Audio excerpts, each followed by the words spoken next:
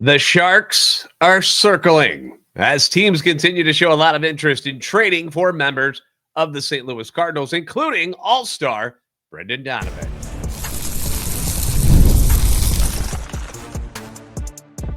You are Locked On Cardinals, your daily St. Louis Cardinals podcast, part of the Locked On Podcast Network, your team every day.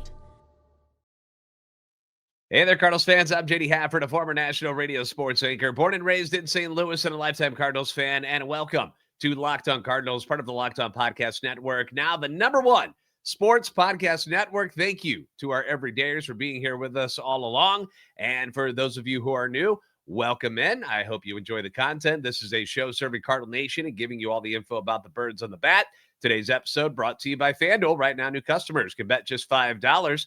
And if your bet wins, you'll get $300 in bonus bets to use across the app. So download the app today. On today's show, we're going to discuss the new MVPs of the league. I mean, technically, they are new, even though both Shohei Ohtani and Aaron Judge are now back-to-back winners, which is the first time that's ever happened. So we've got the latest info coming out of the GM meetings to discuss. And that kind of leads us into our first topic of the day today, which is the market for members of the St. Louis Cardinals. What's the trade market looking like?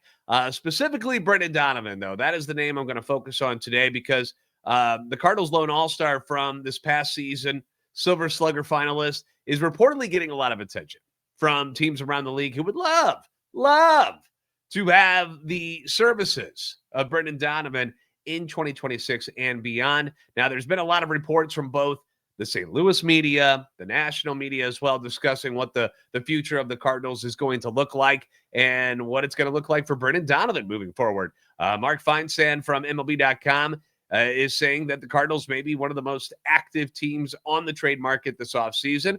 That is music to our ears as fans, since we know that this team needs to make some moves. We are tired of seeing them just stuck in neutral, not going one way or the other. You know, I'm a believer that Cardinals fans are indeed some of the smartest in baseball. I grew up with you.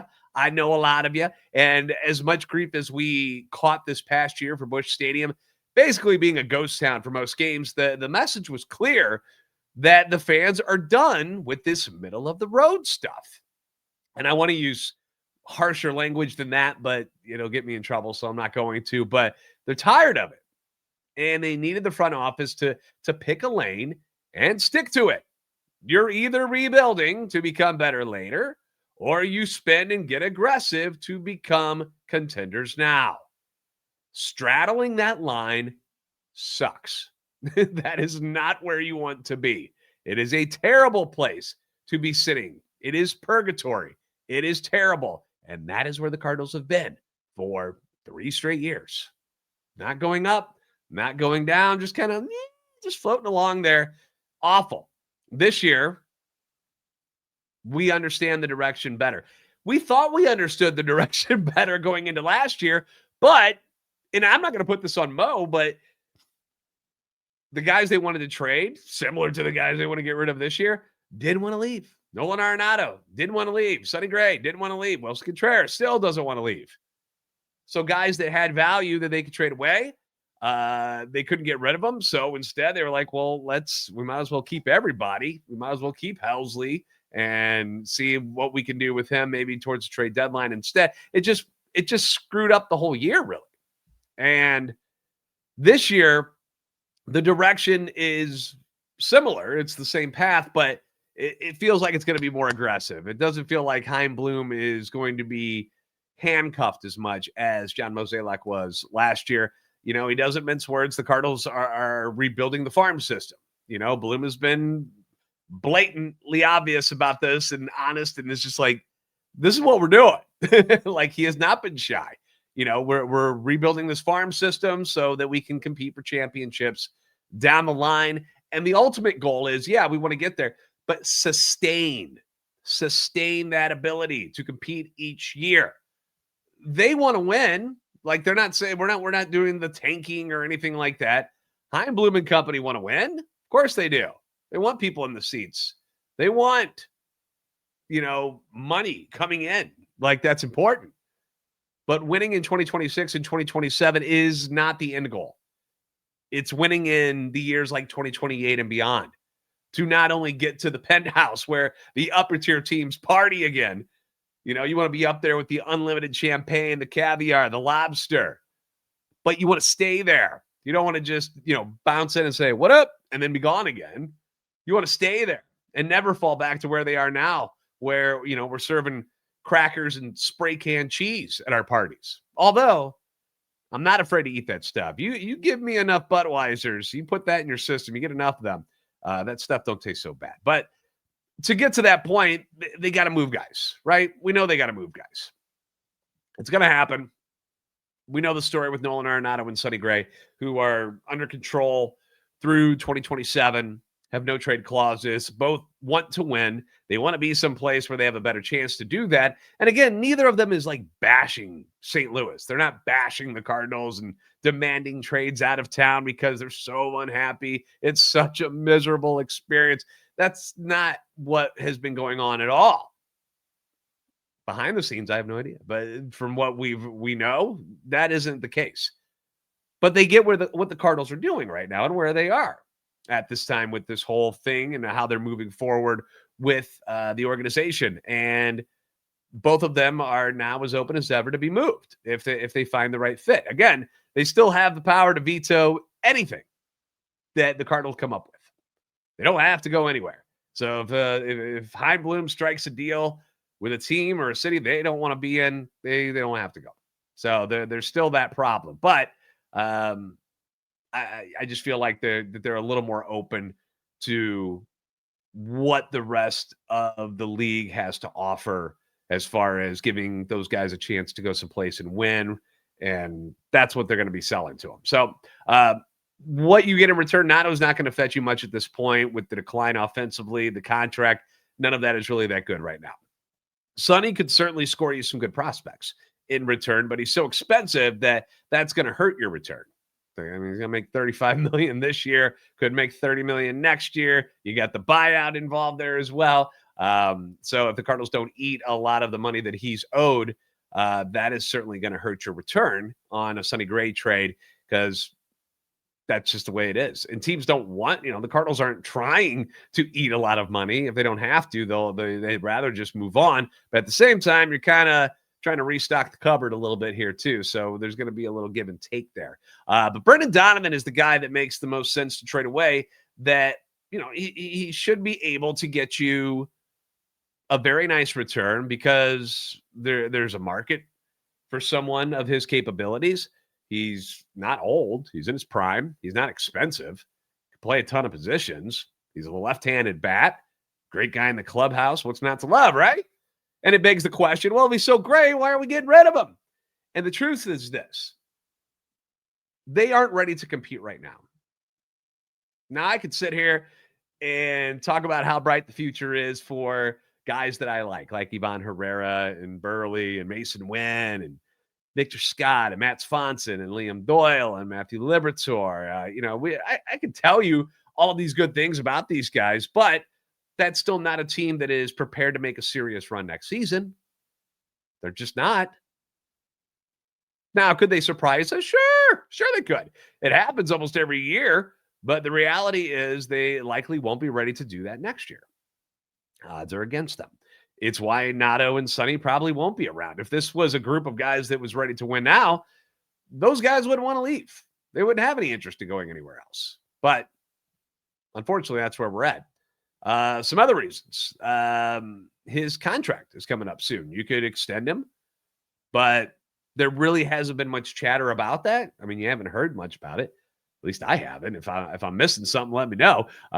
They also got to make room for J.J. Weatherholt. That's obviously a priority. I was reading something today. I think it was MLB Pipeline that was posting something about what is the percentage, what's the likelihood of certain top prospects being a member of their team on opening day. And they had it listed for JJ at 80%.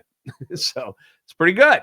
It's pretty good. Moving Nato and Donnie would open up that lane for JJ to be here early in 2026 for sure, if not opening day. The argument that you should move Nato and Gorman instead can be made, but you're not going to get the same return in deals for those guys. Like, Nato's not going to get you much. Gorman's stock is way down after 2 seasons. So Brendan Donovan's the guy that can get you more. And as we are learning, he's a valuable commodity. He is. Teams want this guy. They're lining up. I'll tell you which teams have been brought up by reporters that have said that, yeah, these are the guys that are interested in Brendan Donovan and a trade to get him. That's coming up next year on Locked On Cardinals.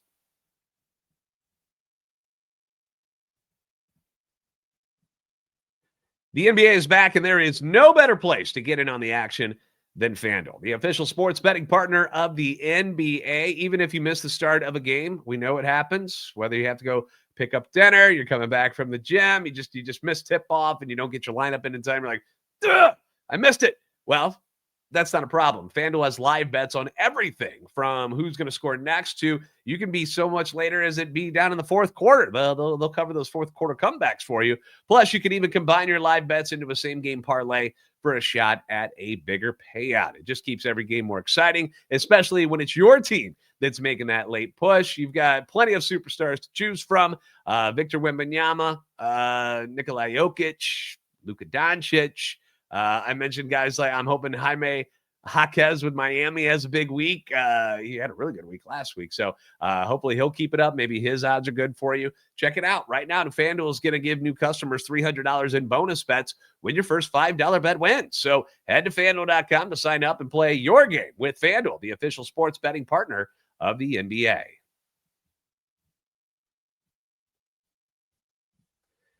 Thanks for making Locked On Cardinals your first listen every day, and thank you for making Locked On the #1 sports podcast network. If you enjoy daily Cardinals content, you can follow the podcast on X at @LO_Cardinals. We're also available to you on YouTube, TikTok, and Instagram at Locked On Cardinals as well. So there is reportedly a real market for Brendan Donovan. This is not something where it's like, there's 2 or 3 teams that, might be interested in getting. No. Apparently there's a lot of teams that think Brendan Donovan's a pretty darn good baseball player, and it shouldn't surprise anyone that people want him. I mean, he does a lot for the Cardinals, and he can do a lot for a lot of teams in Major League Baseball. So people want him. Mark Feinsand said this about him, that the Yankees, the Dodgers, the Royals, and the Guardians are among the teams believed to be potential landing spots for Donovan. Our very own Derek Gould from STLtoday.com also, in his article, named those teams and added that one source described how more than half the teams in the majors would like to trade for him and joked how there should be 22 or more calling the Cardinals. And yeah, why wouldn't you? And this is definitely beneficial for the Cardinals because it means that this market for Donnie, it could become competitive. It could get competitive among the major league teams who are trying to get him, which means the Cardinals could score even more in return to help them down the line when they are ready to compete. The next question is always, well, what are they going to get? Like, what's Brendan Donovan going to get us in a trade? And the answer hasn't really changed at what exactly the Cardinals are targeting. They're looking for young, controllable starting pitching. That's what they want. That's the goal. They want to get as many of those young, controllable arms that they can handle. And because we know how fragile starting pitching can be. We know that. Cardinals got really lucky this past year. And I told you, it's kind of like, well, did they get lucky? Because we had to watch some of these not so good pitchers stay in the rotation. And none of them got hurt, which, you're not wishing injury upon anybody. But they didn't have to worry about finding people to come in and make starts. Like, it was basically the same 5 guys for most of the year. So that was really nice. That is not normal. That's not how it usually works out. Usually 1 or 2 of these guys are going to go down at some point, and you got to have depth at that position and depth in your starting pitching to facilitate that and be able to handle such things. And the Cardinals at this moment, they had a bunch of injuries in the minor leagues among their starters, exciting names like, Tekoa Roby was the guy that, I bring up every day. There's I was infatuated with this guy after what we saw from him in spring training, and I couldn't wait for them to call him up at some point this year. And then he got hurt, and now he's out for this season. and that sucks. So that's normally how it is, though, even at the major league level. Like, it's normally you're going to lose a guy or two. It just happens. The nature of the beast. So what could they get in return? That's what they're targeting. If you look at the 4 teams, some names that I'd keep an eye on, and I'll be honest with you, I don't know who is actually available. Like, I don't have that information right now. Like, there's not a list where the teams are just putting them out there going, hey, these are the guys who we will trade. But some of the guys, it seemed to make a little bit of sense for me.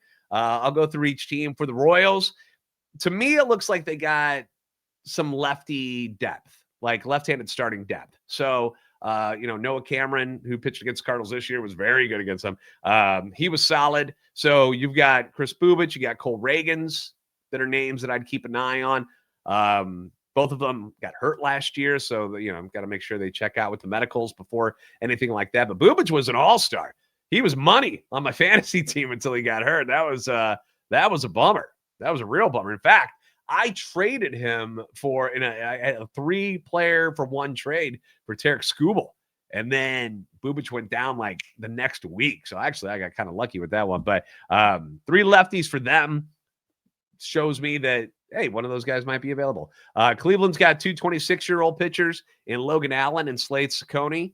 And they've also got Joey Cantillo, who made 13 starts. All 3 of those guys are young and under control for quite a while. So, and have major league experience now. For the Yankees, Cam Schlittler would have made sense. That would have been a guy that I might have looked at, but after becoming a star in the postseason, that's probably not going to happen.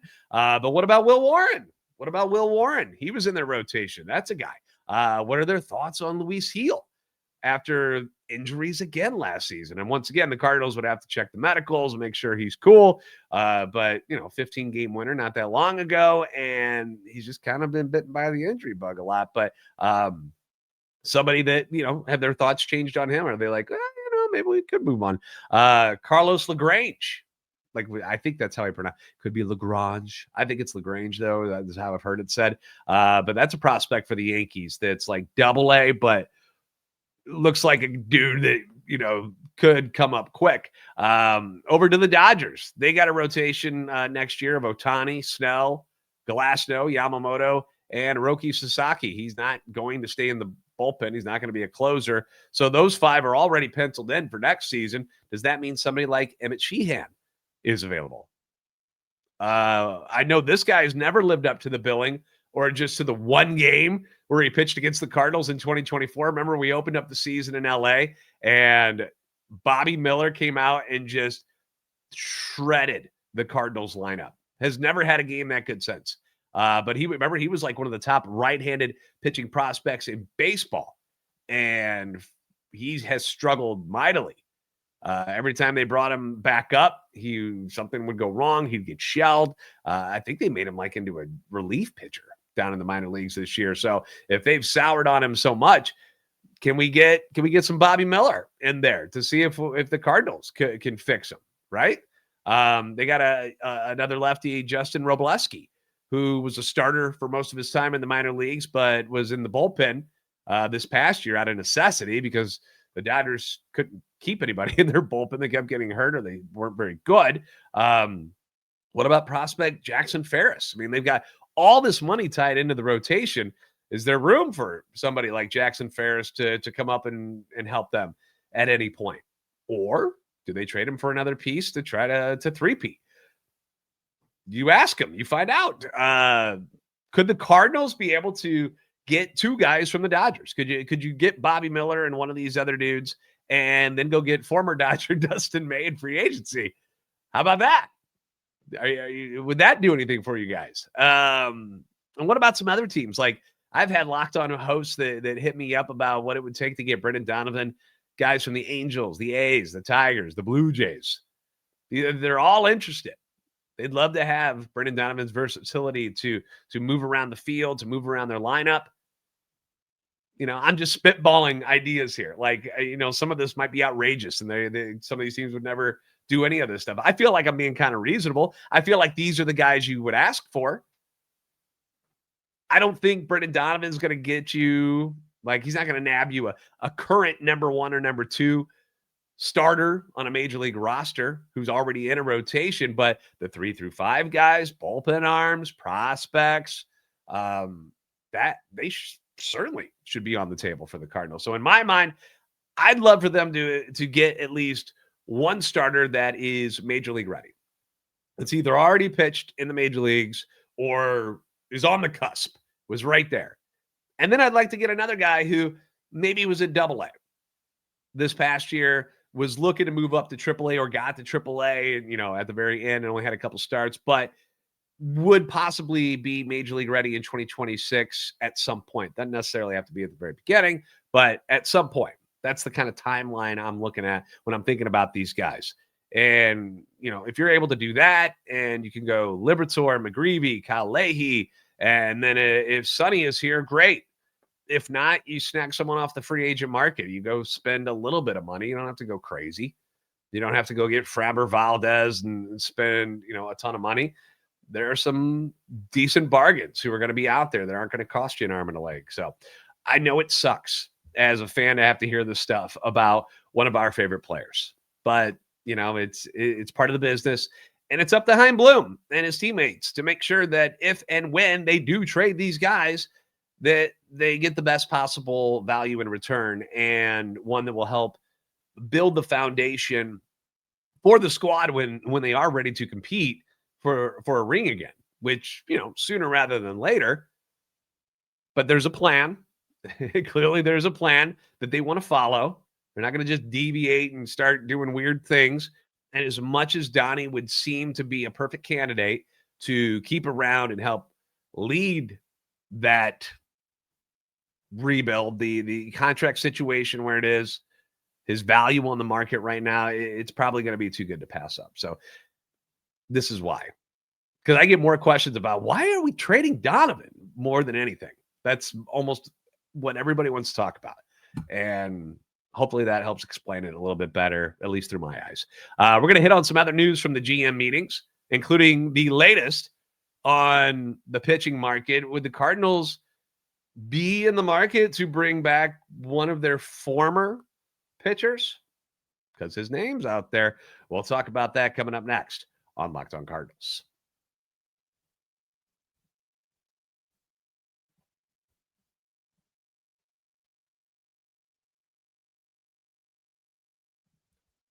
Thank you for making Locked On Cardinals your first listen every day. For your second listen, check out Locked On MLB, hosted by my guy Sully. Brings you a daily blend of humor and baseball throughout the offseason. You can find Locked On MLB on YouTube or wherever you listen to your podcast. Now, continuing with the news out of the GM meetings, per Mark Feinsand, that some unlikely spenders this offseason could be the Pirates, Marlins, and the Orioles.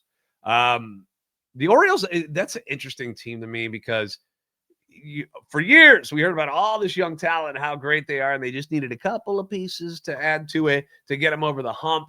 They went out and got Corbin Burns, and that didn't get them anywhere.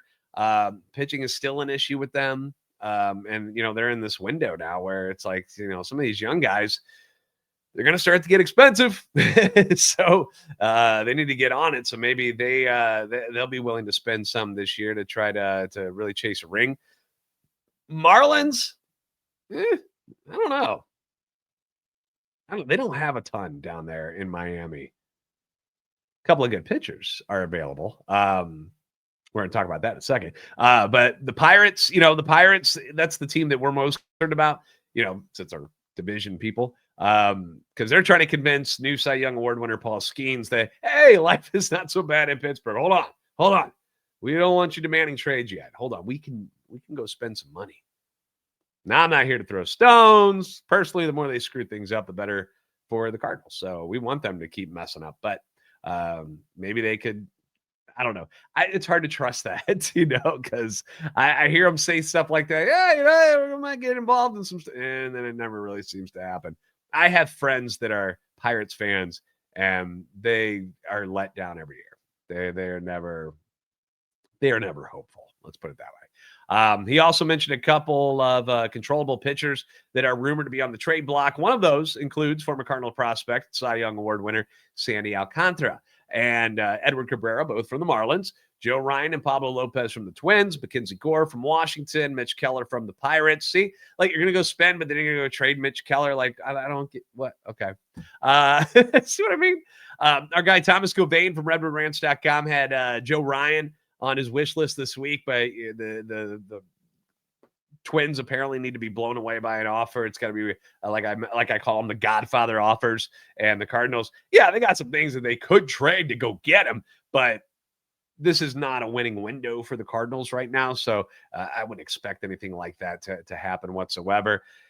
Sure, it would be fun to have Sandy back. Cardinal fans have been itching to get Sandy back in St. Louis after the trade for Ozuna did not pan out for the Cardinals the way they thought it would. Mackenzie Gore would be a nice guy to have.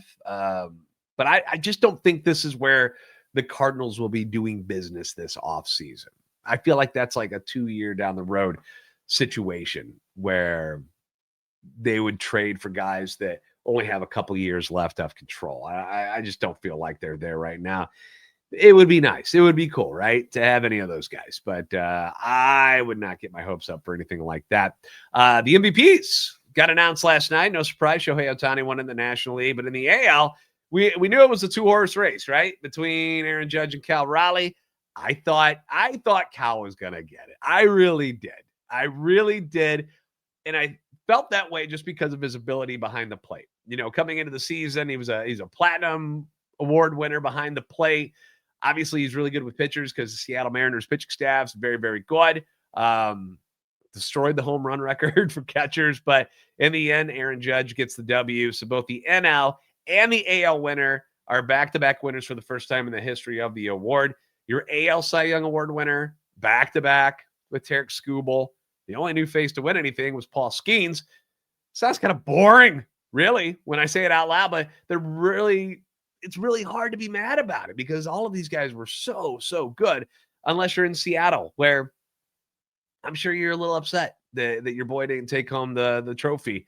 And I agree with you. Judge received 17 first place votes to Raleigh's 13. Vote tally wise, 355 to 335 was the final. Second straight AL MVP, third in the last 4 years for Judge. Raleigh became the 7th player ever with a 60-dinger season. Those 60 home runs, as I mentioned, the most by a catcher ever. Switch hitter. The most ever by a switch hitter. The most ever by a Mariners player. He drove in an AL best 125 runs. He was a stud catcher on a team that was 1 win short of going to the World Series. I can see why you're mad. Cal is my MVP. So Mariners fans, can't be mad at me about it. If I was somebody who voted, I would have given it to Cal Raleigh. But I get why Aaron Judge won. I'm not mad. I don't have to agree with it, though.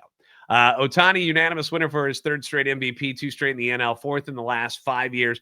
Only Barry Bonds has more MVPs, and Bonds was the only previous player to win 3 in a row. No other player in history has been voted MVP unanimously multiple times. Ohtani has been unanimous every time. He is the best baseball player on the planet. Cardinals' last MVP, Paul Goldschmidt, 2022. Hit 317, 35 dingers, 115 RBIs. He led the NL in slugging and OPS. An amazing season for him, as well as Nolan Arenado that year finished 3rd in the voting. I think it was Machado who finished 2nd, but he hit 293, 30 home runs, 103 RBIs. Was the NL Platinum Glove Award winner over at 3rd base. Actually had a higher WAR than Paul Goldschmidt that year, but Goldie's offensive numbers were just incredible. It was what an amazing season that just sadly still you look back on it and you're like, how the hell did they lose to the Phillies that year in the playoffs? It's just very upsetting. It felt like everything was right. Pujols, Molina, Waino, you had Nato and Goldie and Jose Quintana and Jordan Montgomery got added and everything looked great. And then it was over. It was shocking, still shocking to me. I look at the Cardinals roster now and I go, who out of this group could be an NL MVP at some point? And I struggle because honestly, nobody. The closest thing to it is Mason Wynn. And we know he's got the glove. He's got the arm. We need his offense to come around in a major way if he'd ever to reach those levels. But he's got speed, so he can steal bases. I could see a path for him to become one of those guys. Will the bat ever come around enough to put him up in that echelon of most valuable player type of people in the league? I don't know yet. We'll see. But obviously that's a problem when you don't have somebody that, hey, one of the greats. It goes to what we were saying yesterday when we were talking about the Tatis idea. You're not going to get Fernando Tatis Jr. It's not going to happen, but that's the kind of guy you need. You need to find that guy. How do we get that guy? How do we grow that guy? How do we produce that guy? That's what the Cardinals need to figure out right now. So that's obviously something that needs to be worked on. Anyway, let me know in the comment section below. Mason Wynn, is that the closest thing to an MVP that we got? Ivan Herrera? I don't know what position he plays yet, so I don't know if I can do that. I go Mason Wynn, but maybe you guys feel differently. Thanks for making Locked On Cardinals your first listen every day if you haven't already. Give us a follow on X at LO_Cardinals and at JD Sports Radio. We're on TikTok and Instagram at Locked On Cardinals. Please like, subscribe on YouTube. You can help our channel and our love for the Cardinals grow. You guys are the best fans in baseball for a reason. We'll see you next time on Locked On Cardinals. Have a great weekend.